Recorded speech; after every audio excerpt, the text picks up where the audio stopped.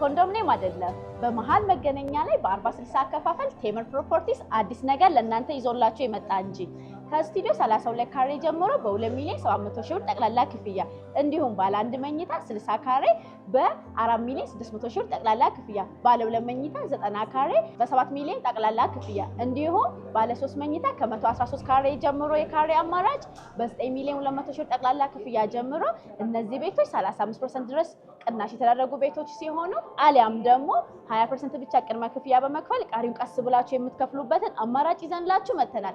በተጨማሪ ደግሞ በ40/60 አከፋፈላችን 40% ብቻ ሲከፍሉ 10% ቅናሽ እናደርግላችሁና ቀሪው 60% ቀስ ብላችሁ ቤቱን ስትረከቡት የምትከፍሉት ይሆናል። ቴምር ፕሮፐርቲስ እነዚህና ሌሎች አማራጮችን ይዘን ስለመጣን ከታች በምናስቀምጣቸው ስልክ ቁጥር እኛን ኮንታክት ማድረግ ይችላሉ።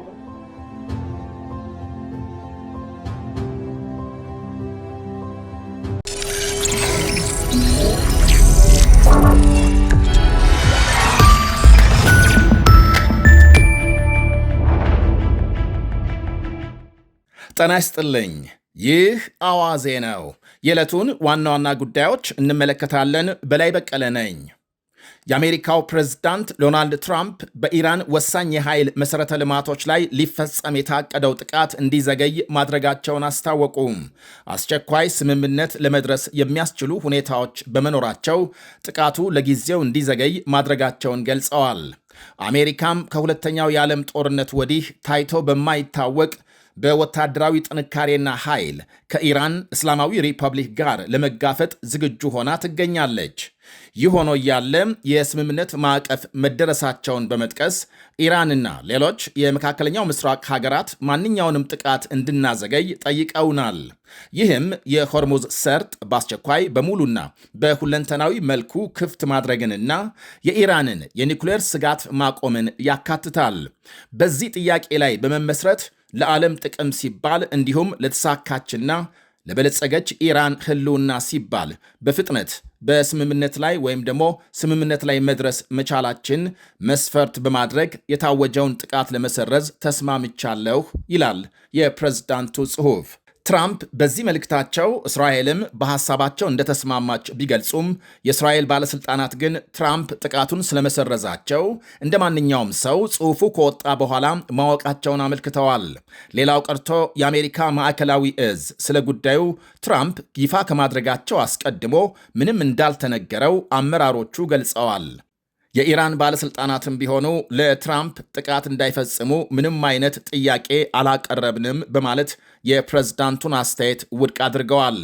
ሌሎች የፖለቲካ ተንታኞችም እውነታው የሚያሳየው ኢራናውያን እንዲህ ያለውን ዜማ መልመዳቸው ነው ይላሉ። ባለፉት ጥቂት ወራት ውስጥ የፕሬዝዳንት ትራምፕን መግለጫዎች ብንመለከት አንዳንዴ እጅግ ዛቻ የተሞላባቸው ንግግሮች፣ በሌላ በኩል ወደ ስምምነት ምን ያህል እንደቀረቡ ወይም ድርድሩ ምን ያህል ስኬታማ እንደሆነ በሚገልጹ ንግግሮች መካከል ሲዋዥቁ ተስተውለዋል። ለኢራናውያን ግን ይሄ ያው የተለመደ እውነታ ነው ብለዋል።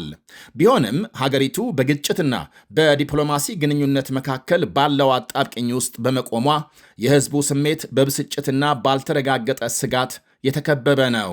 በተጨማሪም ሀገሪቱ በዲፕሎማሲ ሂደት ላይ በነበረችበት ጊዜ በወታደራዊ ሕንፃዎች ላይ ብቻ ሳይሆን በሲቪል መሠረተ ልማቶች ላይ ያተኮረ ከዚህ ቀደም ታይቶ የማይታወቅ የአየር ድብደባ ስለደረሰባት ለዲፕሎማሲ መፍትሄ ያለው ተስፋ ከጊዜ ወደ ጊዜ እየመነመነ መጥቷል።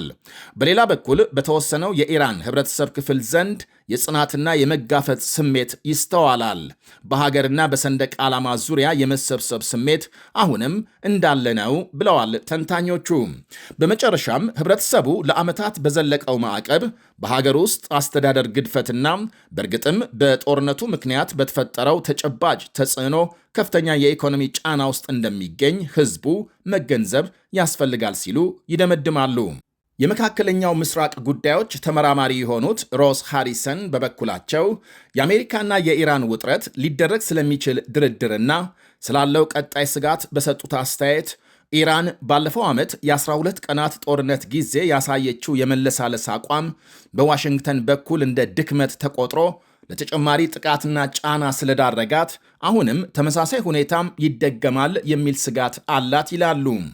አሁን ያለው ውጥረት በዋሽንግተንና በቴሄራን መካከል የሚደረግ የጽናትና የፍላጎት ትግል ነው። የኢራን ጉዳይ አሁን ከሌሎች የቀጠናው ግጭቶች ጋር መካተቱንና መጠላለፉን ይገልጻሉ።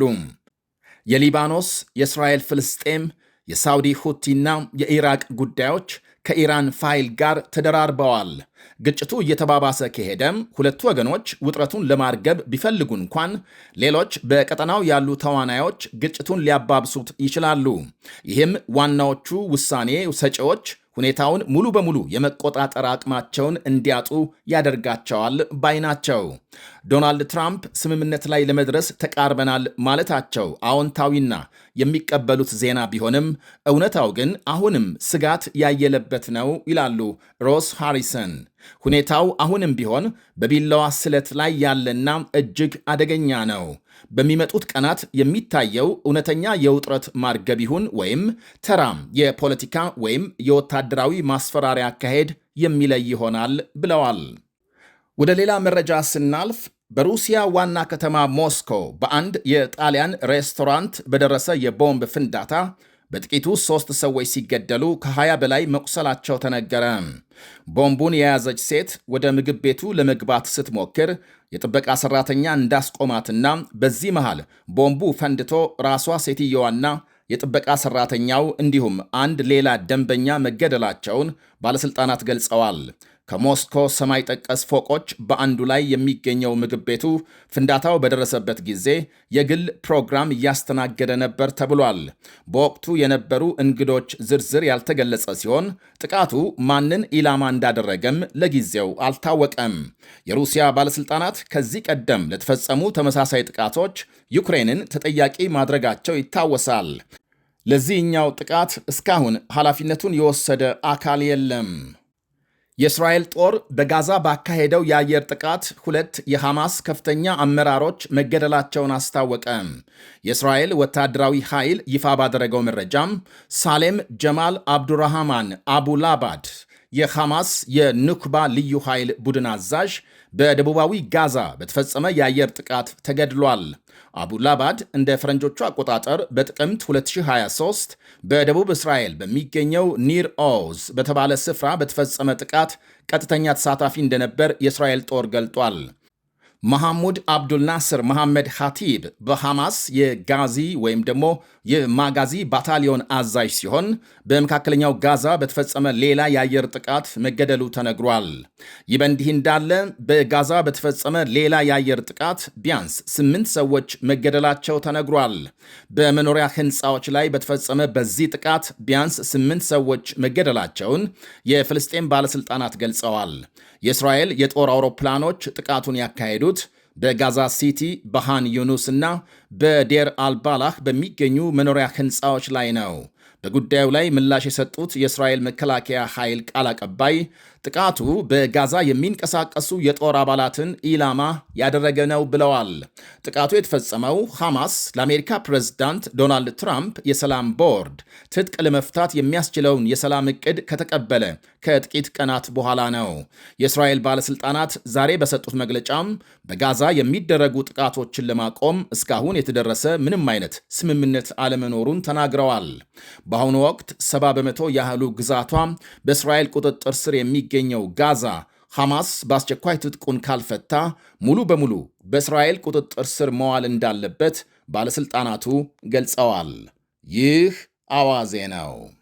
ይህ ኮንዶሚኒየም አይደለም። በመሃል መገናኛ ላይ በ40/60 አከፋፈል ቴምር ፕሮፐርቲስ አዲስ ነገር ለእናንተ ይዞላችሁ የመጣ እንጂ ከስቱዲዮ 32 ካሬ ጀምሮ በ2,700,000 ብር ጠቅላላ ክፍያ እንዲሁም ባለ 1 መኝታ 60 ካሬ በ4,600,000 ብር ጠቅላላ ክፍያ፣ ባለ 2 መኝታ 90 ካሬ በ7 ሚሊዮን ጠቅላላ ክፍያ እንዲሁም ባለ 3 መኝታ ከ113 ካሬ ጀምሮ የካሬ አማራጭ በ9,200,000 ብር ጠቅላላ ክፍያ ጀምሮ እነዚህ ቤቶች 35% ድረስ ቅናሽ የተደረጉ ቤቶች ሲሆኑ አሊያም ደግሞ 20% ብቻ ቅድመ ክፍያ በመክፈል ቀሪውን ቀስ ብላችሁ የምትከፍሉበትን አማራጭ ይዘንላችሁ መተናል። በተጨማሪ ደግሞ በ40/60 አከፋፈላችን 40% ብቻ ሲከፍሉ 10% ቅናሽ እናደርግላችሁና ቀሪውን 60% ቀስ ብላችሁ ቤቱን ስትረከቡት የምትከፍሉት ይሆናል።